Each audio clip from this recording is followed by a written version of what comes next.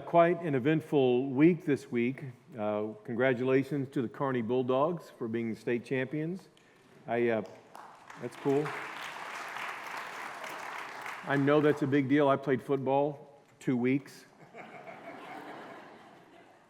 I love the church. I love this church. I love all of you guys, and I love you anyway, but man, yesterday with our annual Joyful Giveaway reminded me yet again of why I love you guys so very much. Yesterday, and all of you that give to this church, all of you that are part of this church, all of you that worked with that yesterday, all of you who prayed for that event yesterday, all took part in that. And yesterday we had the privilege of helping some 176 families and 866 people. And the cool part, that's wonderful as it is, but we've been made aware that there was at least one person that gave her life to Christ yesterday as part of the Joyful Giveaway.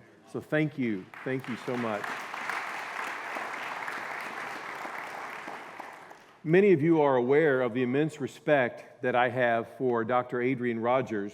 I quote him often, as do many pastors of my generation. I've told you about meeting him and the correspondence that we shared some 23 years ago prior to his retirement from Bellevue Baptist Church in suburban Memphis, Tennessee. Keep that in mind. Last Wednesday, I'm here in my study, and Laura, my assistant, said, Gail Rogers Foster is on the line for you. And I said, you're kidding. And she said, no, that's who she said she is. And she said, do you know who that is? And I said, yeah, that's Adrian Rogers' daughter. I was certain, just so we're clear, that one of my pastor friends of the same Baptist tribe was trying to pull one over on me. And so I was tempted to pick up the line and say, yeah, this is Bobby Witt Jr. How can I help you? But I didn't. So I answered it and I said, hi, this is Ken. And she said, hi, Ken, this is Gail Rogers Foster. And I almost died. Long story short, it was actually her. She's the daughter of Adrian Rogers, and she called me. Did I mention she called me? Last month marked the 20th anniversary of Adrian Rogers' departure from this life to go on home to heaven. And I sent Gail via messenger the tribute piece that I penned 20 years ago in honor of her father. And at that time, I was so encouraged because 20 years ago, Baptist Press picked up that story that I wrote, that tribute piece, and they published it, and it was published nationally. That was a big deal to me, and I'm not saying that to brag in any way, but just to remind you how moved I was that something I was able to write about one of my heroes of the faith was taken across the whole country. So Gail had opened my message Wednesday morning, and she read it. She read the tribute piece. You cannot believe all the kind and complimentary things that she said about what I had written.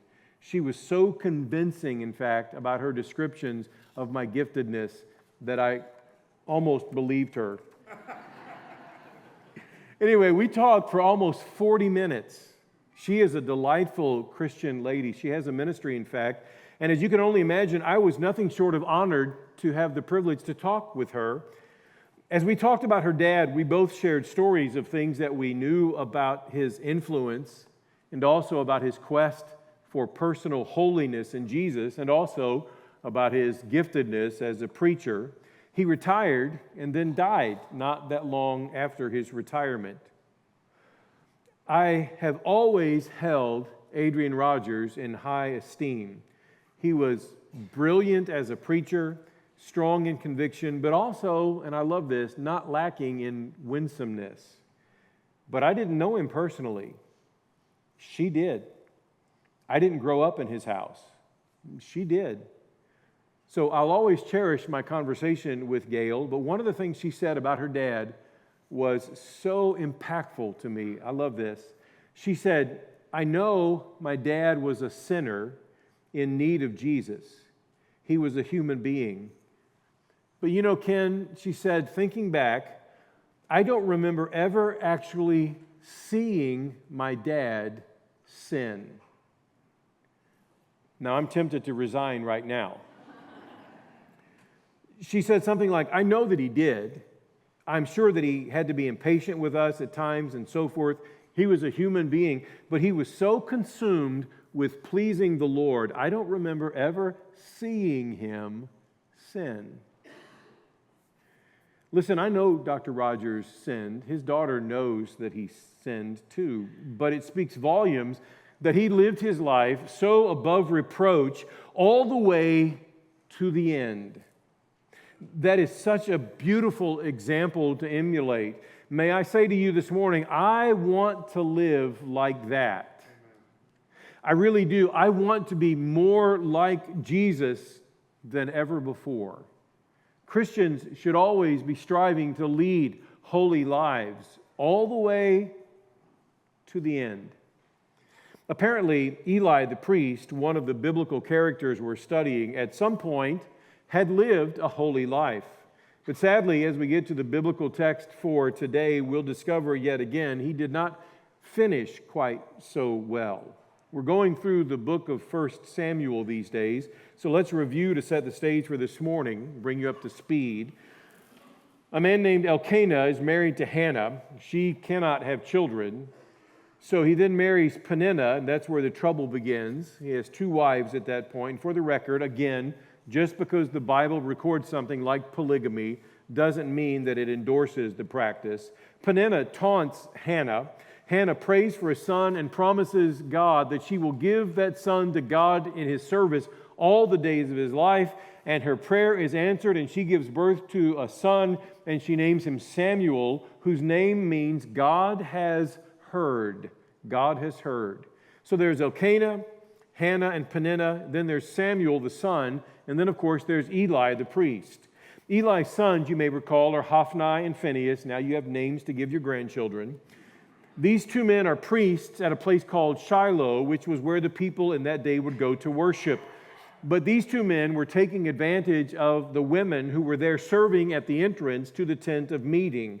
That's the environment in which young Samuel is being raised. Thankfully, Samuel was growing in faith in spite of being surrounded by such chaos. Eli is an old man at this point. He's told about the sins of his sons, and he confronts them, although not strongly enough. Then a prophet of God comes to Eli and tells him what it is that's going to happen. He reminds Eli of all that God has done for him and all that God has done for his entire household. And he says that now, because Eli honored his sons above God, he honored his wicked sons above God. Eli and his house will be rendered insignificant.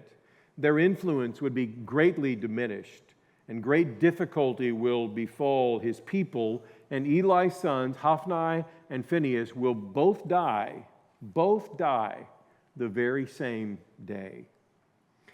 Then in chapter 3, there's a pivot as the focus moves from the unrighteous behavior of Eli's sons to the righteous behavior of young Samuel.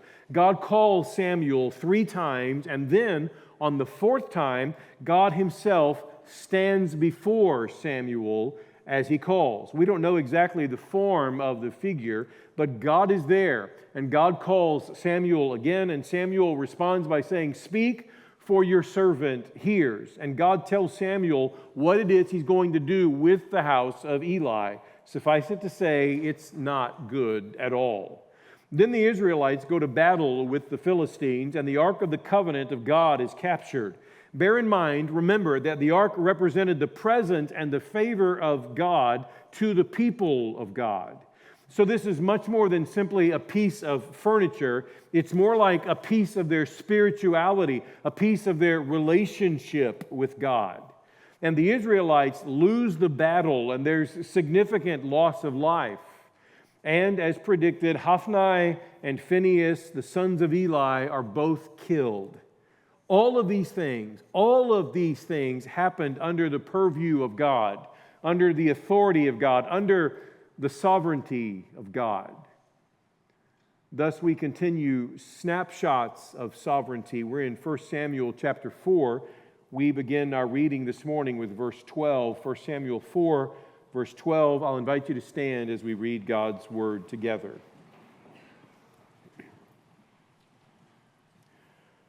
A man of Benjamin ran from the battle line and came to Shiloh the same day, with his clothes torn and with dirt on his head.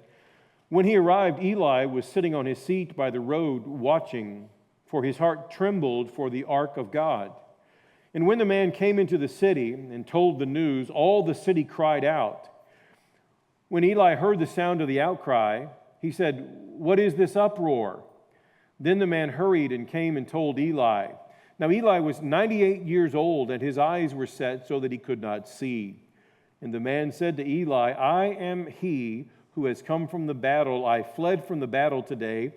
And he said, "How did it go, my son?" He who brought the news answered and said, "Israel has fled before the Philistines, and there has also been a great defeat among the people. Your 2 sons, Hophni and Phinehas, are dead, and the ark of God has been captured."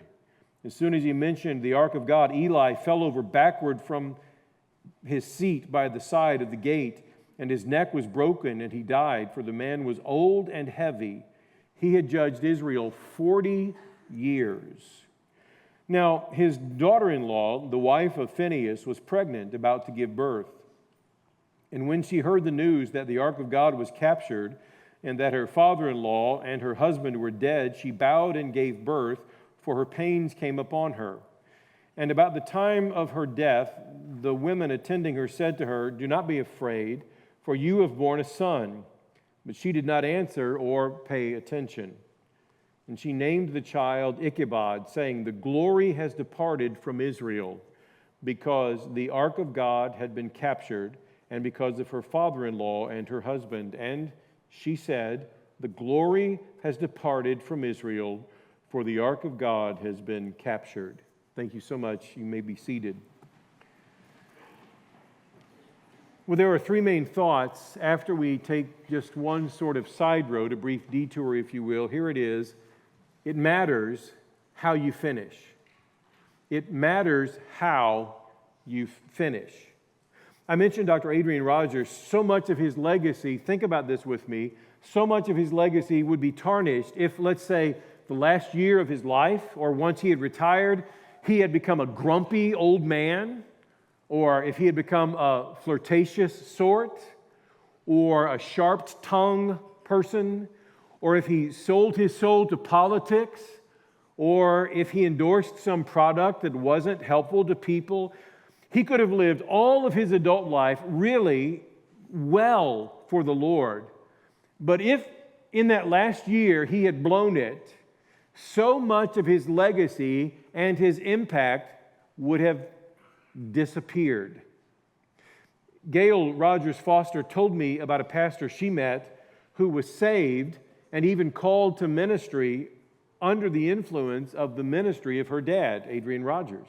Now, that's really not such a big surprise. That story could be repeated countless times. In fact, the surprise is the fact that Adrian Rogers was in heaven already when all that happened. The man gave his life to Christ watching a video of Adrian Rogers' sermon, and then was called to pastor while watching another video of Adrian Rogers' sermons. Think about all of that. Do you think that influence would have been as strong had Adrian Rogers not finished his life and ministry well? Of course not. It's a reminder to all of us, isn't it, that our exit, and in fact the last years prior to it, will determine how we're remembered. In fact, from all over the country, I know of ministry staff people who have served well, but then in the end, they became bitter. Do you know how they'll be remembered?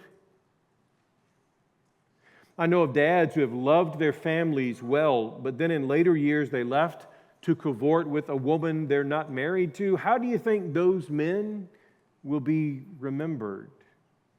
I know of women who have been model Christians throughout a good portion of their life, and then they left all that behind to become part of the Real Housewives of Clay County. How do you think they'll be remembered? To the point, it matters how you finish. It may be that you once lived for the Lord and you have allowed yourself to wander into a far country. Listen, you can come back. You still have time. God can still restore. Whatever it is you've been doing along the way, make your aim now to finish your race of life well. It matters.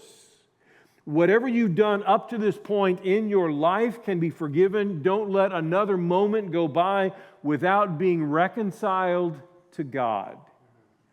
It matters. It matters how you finish. So now 3 main thoughts back to the text this morning. First of all, concern over the things of God is understandable. Concern over the things of God is understandable. Look with me, please, now, beginning again with verse 12. A man of Benjamin ran from the battle line and came to Shiloh the same day, with his clothes torn and with dirt on his head. When he arrived, Eli was sitting on his seat by the road watching, for his heart trembled for the ark of God. And when the man came into the city and told the news, all the city cried out. When Eli heard the sound of the outcry, he said, "What is this uproar?" Then the man hurried and came and told Eli. Concern over the things of God is understandable. A Benjaminite soldier runs to Shiloh to give the terrible news of what's happened. The torn clothes that he's wearing and the dirt on his head were, for the ancients, certainly a clear sign of grief. It can be that for people today as well, kind of a disheveled look, but it was certainly the case for them. And Eli is there, seated by the gate, and his heart is trembling, as the account conveys. It is trembling for the ark of God. Eli hears the sound of the outcry and asks what it is that's happening. But remember, his heart trembled for the ark of God. Now, Eli, you recognize, takes the blame for some things, and rightfully so. But I don't want you to miss, and in fact, I don't want to miss this either, the fact that deep down, even with his missteps along the way, Eli has a concern for the things of God. As I studied this text again this past week, I couldn't help but feel a conviction. In fact, a conviction in my own heart about the times my heart has not trembled about the things of God. Now, don't misunderstand me. I've grown up enough to realize the world doesn't rest on my shoulders. And I don't want to become neurotic thinking that it does. The spiritual state of humanity and even the effectiveness of this church are up to God. But I'm invited in, and you're invited in to partner with God in the propagation of the gospel of Jesus. My point is, really, balance is the key. It doesn't all rest with you and me. It's not all up to you and me. But there are some things that are, in fact, up to us. I need to be concerned, yes, but I also need to be trusting. Make sense? So think with me for just a moment about some of what the Bible says in regard to balance in this particular regard. Colossians 3:2, set your minds on things that are above, not on things that are on earth. Probably you ought to write that down and put that on a magnet on your refrigerator. Set your mind on things above. Psalm 37:5, commit your way to the Lord, trust in Him, and He will do this. Matthew 6:33, but seek first His kingdom and His righteousness, and all these things will be added to you. Psalm 127, verse 2, in vain you rise early and stay up late, toiling for food to eat, for He grants sleep to those He loves. And He gives ZQL to the rest of us. Proverbs 3, 5, and 6, remember, trust in the Lord with all your heart and lean not on your own understanding. In all your ways submit to Him or acknowledge Him, and He will direct your paths. Psalm 23, 2, He makes me lie down in green pastures. Man, doesn't that sound good? He makes me lie down in green pastures. He leads me beside quiet waters. The point is, I need to trust God. I need to rely on God.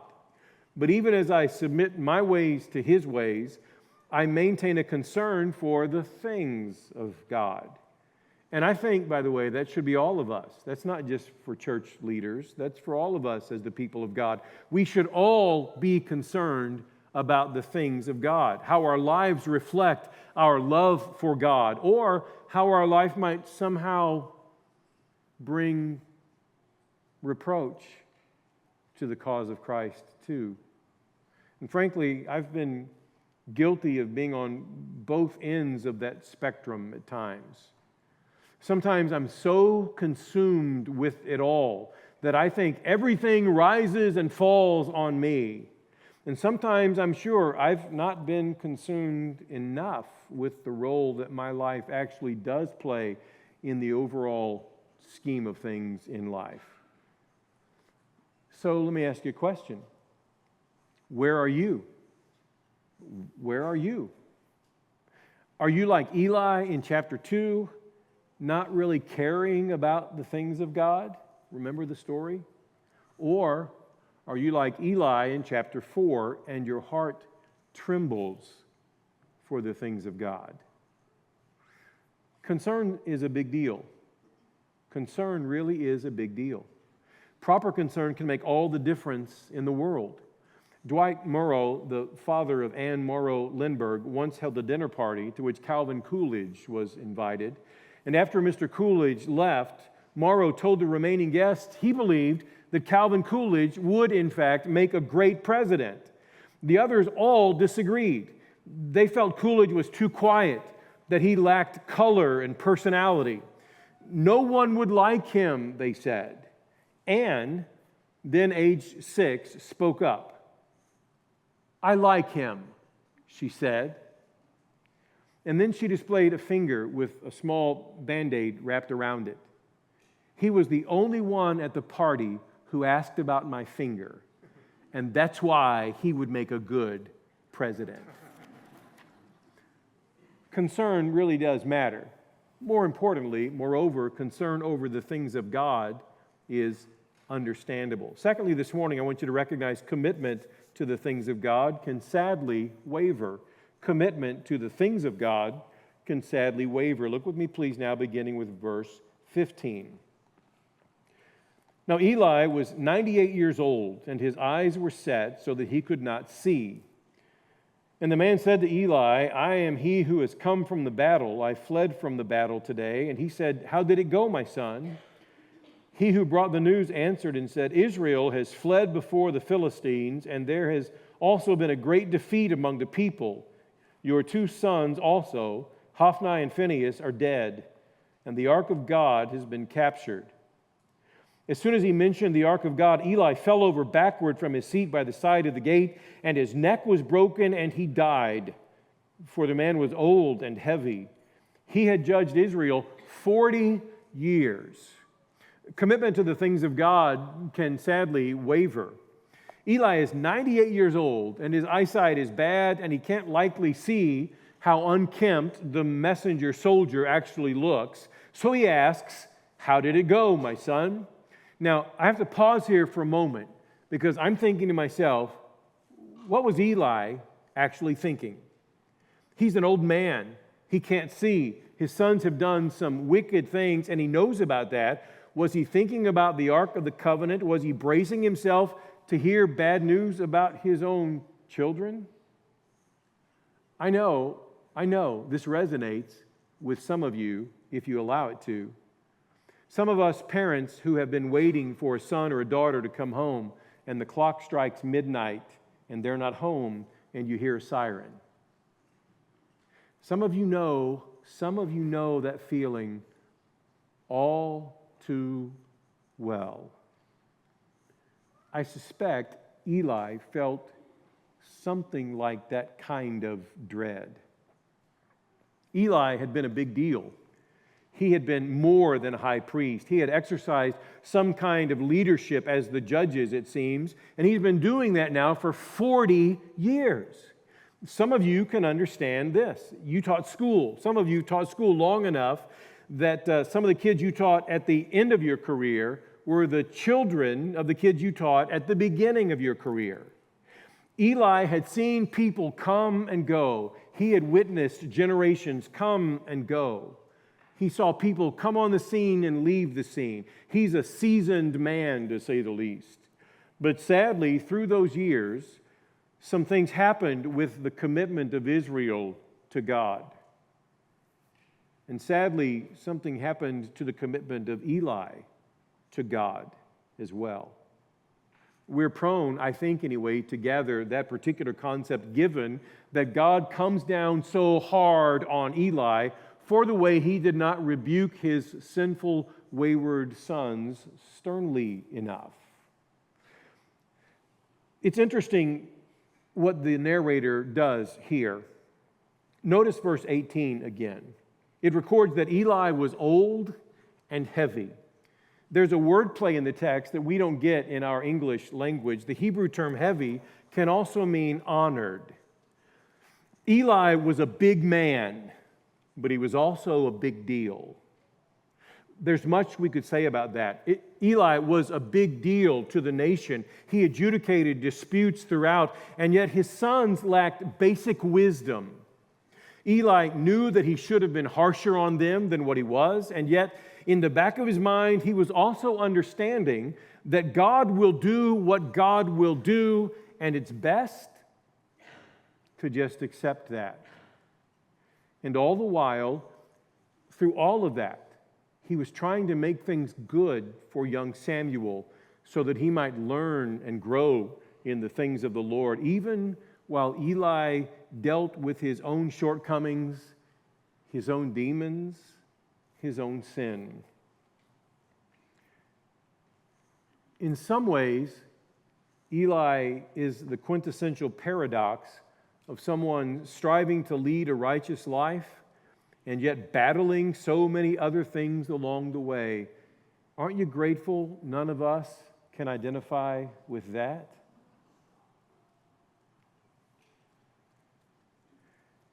Have you stopped to think about these characters? Through the years, I've thought about how much I identify with Elkanah, not the polygamy part, for the record. But when in conversation, he attempts to make things better for Hannah, and remember what he said? Basically, aren't I more important to you than all the sons you could have? I mean, sweetheart, aren't I all that in a bag of chips? He opens his mouth and sort of trips on his tongue. Anybody else identify with that? Man, I do. I have identified with Hophni and Phinehas, not because my sin is the same as theirs, but because I've sinned even when I knew better.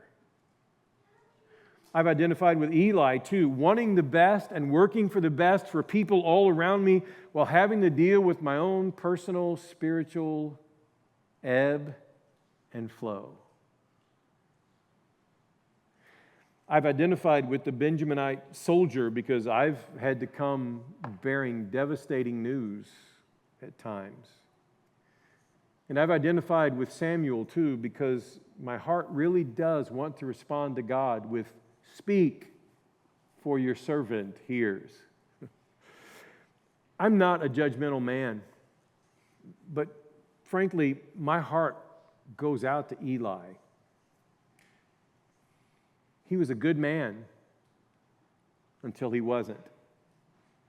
And the truth is, that's true of even the best of men, the best of women, the best of all people. There's a battle within from the moment of our redemption until the moment we reach our final home. Concern over the things of God is understandable. Commitment to the things of God can sadly waver. Thirdly, consolation apart from the things of God cannot satisfy. Consolation apart from the things of God cannot satisfy. Let's look together now, beginning with verse 19. Now his daughter-in-law, the wife of Phinehas, was pregnant, about to give birth, and when she heard the news that the ark of God was captured and that her father-in-law and her husband were dead, she bowed and gave birth, for her pains came upon her. And about the time of her death, the women attending her said to her, "Do not be afraid, for you have borne a son." But she did not answer or pay attention. And she named the child Ichabod, saying, "The glory has departed from Israel, because the ark of God had been captured, and because her father-in-law and her husband." And she said, "The glory has departed from Israel, for the ark of God has been captured." This is such a tragic ending to an already tragic tale of woe. The wife of Phinehas, Eli's daughter-in-law, is going to give birth. She hears the terrible news that her father-in-law, Eli, has died, that her husband, Phinehas, has died, and that the Ark of the Covenant of God has been captured. Majority scholarship will note the belief that this trinity of tragedies causes her to go into labor, likely prematurely. A difficult delivery follows, and her death is the outcome, ultimately. She is so overwhelmed with sorrow in the moment, she does not even respond to the attendants who remind her of the good fortune that was hers for having given birth to a son. She pays no attention. She names the child Ichabod. Ichabod means no glory, or where is the glory? How'd you like to grow up with that on your birth certificate? No glory. Where is the glory? In either case, we sense the sadness as the narrator shares the woman's parting words. The glory has departed from Israel. They have lost what set them apart. The Ark of the Covenant, the symbol of God's presence, is gone. Where does one go from there? Where does a people go from there? Essentially, the people had abandoned God, and God removes the symbol of His presence from among them. And the picture is not just of the symbol having been removed, but rather the presence of God being removed. But here's the thing. The people left first. The people left first. God's judgment comes upon the people who had removed Him from His rightful place in their hearts, and He then removes the symbol of His presence and protection from their midst. You ever had a bad day? I know it's a really stupid question, right? But although we may feel in those moments as if God was absent, I don't think He was. In fact, doesn't the New Testament record the words of Jesus, remember God in the flesh, as saying to His followers, "I will never leave you, I will never forsake you"? Man, isn't that good news?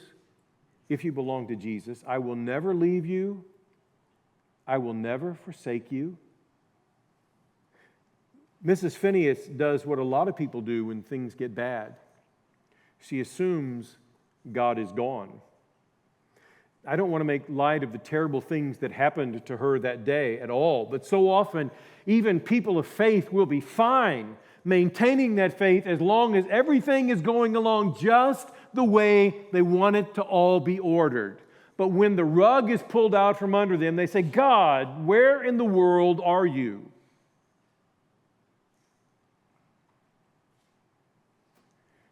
Hear me clearly. God is always good, and God is always just. God is always good, and God is always just, no matter what circumstances may prevail in the moment. This is, in some ways, I think, the step towards spiritual maturity. I know it's politically incorrect to say it, but this is what sort of separates the men from the boys, or what separates the women from the girls. This is a mark of spiritual maturity, understanding that. God is still good in the tragedy. God is still good in the accident. God is still good in the cancer. God is still good in the heart attack. God is still good in the dementia. God is still good in the bankruptcy. God is still good in the unemployment. God is still good in the divorce. God is still good even in death. Nothing changes God's goodness. And He is still with you in all of those things. Every last one of them. God cares for you when you know it, and even when you don't. Remember, Jesus referenced God's care for the lilies.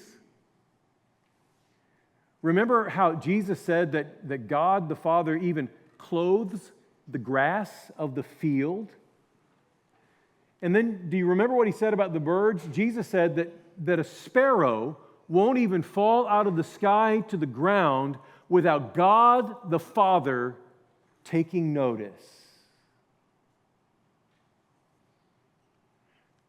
A construction crew was building a new road through a country area, and they were knocking down trees as they progressed. A superintendent noticed that there was one tree that had a nest of birds that couldn't yet fly. And he marked the tree so that that particular tree would not be cut down just yet. Several weeks later, the superintendent came back to that tree, and he got into a bucket truck, and he was lifted up so that he could peer down into the nest, and the fledglings were all gone. They had obviously learned to fly. So the superintendent ordered then that the tree be cut down. As the tree crashed to the ground, the nest fell clear from the tree, and some of the material that the birds had gathered to make the nest was scattered abroad. Part of that was scrap paper torn from a Sunday school pamphlet. On the scrap of paper were these words, "He cares for you." He cares for you. Truer words were never spoken. Pray with me.